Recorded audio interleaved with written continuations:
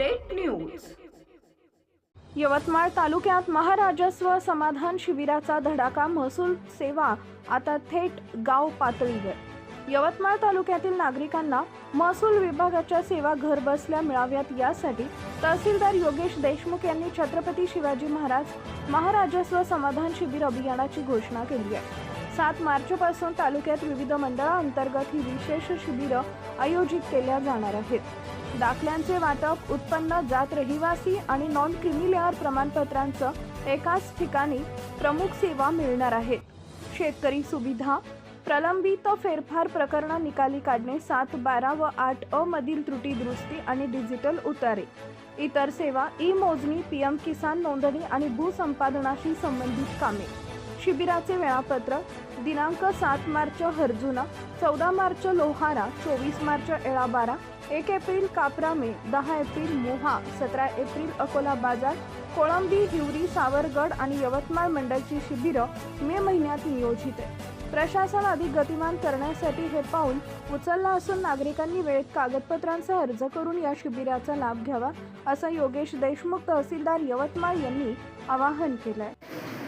कार्यक्रम देखील घेणार आहोत। यासाठी आपल्या इथल्या बीटेक कॉलेजच्या गहरवाल मॅडम आहेत, त्यांचं कृषी संदर्भात एक लेक्चर तिथे अरेंज करण्यात आलेलं आहे। त्याचबरोबर एक नागपूरची टीम आपण वैद्यकीय क्षेत्रातली बोलवलेली आहे। 8 तारखेला महिला दिन आहे, त्या अनुषंगाने महिलांसाठी आरोग्याच्या वेगवेगळ्या ज्या समस्या असतील त्याच्या संदर्भात मार्गदर्शन करण्यासाठी आपल्याला उपलब्ध राहणार आहे आणि त्यांच्या काय अडचणी असतील त्या सोडवण्यासाठी देखील ते प्रयत्न करणार आहेत। तालुक्यातील तालुका आरोग्य अधिकारी यांच्या माध्यमातून एक टीम आपली तिथे राहणार आहे, ती पण वेगवेगळ्या लोकांची आरोग्य तपासणी तिथे करणार आहे। यासोबतच जे पंचायत विभाग आहे त्याच्या माध्यमातून घरकुलची माहिती लाभार्थ्यांना देण्यात येणार आहे। काही लाभार्थी निवडायची प्रक्रिया जर असेल तर ती पण तिथे आपल्याला करता येणार आहे।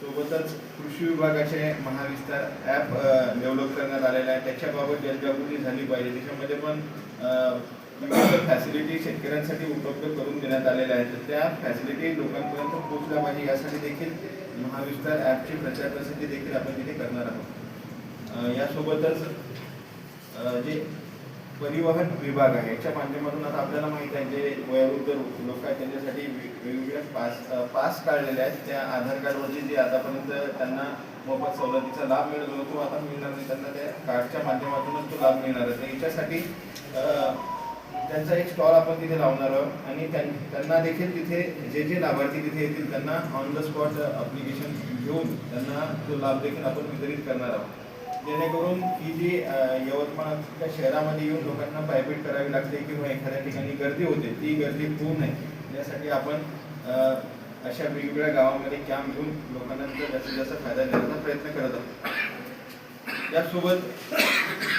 महाराजस्व अभियानमध्ये महसूल विभागाने गेल्या वर्ष 1.5 वर्षामध्ये वेगवेगळे क्रांतिकारी निर्णय घेतलेले आहेत, त्या निर्णयाची माहिती सर्वसामान्य लोकांपर्यंत पोहोचली पाहिजे। हा महाराजस्व शिबिराचा उद्देश आहे। आपल्याला माहीत आहे शासनाने आता याने परवानगी रद्द केलेली आहे, तर त्याच्याबाबत बऱ्याचशा लोकांना अजूनही माहिती मिळालेली नाही। याची माहिती लोकांना दिली पाहिजे, त्याचे काय फायदे आहेत ते देखील लोकांना कळले पाहिजे। यासाठी या कॅम्पच्या माध्यमातून जनजागृती करण्यात येणार आहे। त्याबरोबर तुकडेबंदी अधिनियम आहे, नवीन पांढर रस्त्याची योजना आहे, नंतर पोट खराब क्षेत्र वैधलायक करण्याची योजना आहे।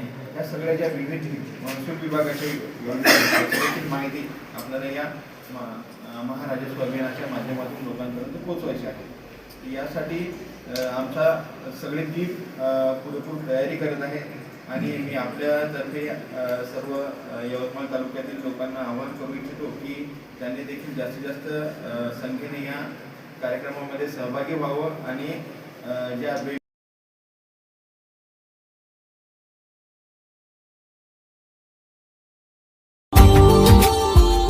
Subscribe now and press the bell icon.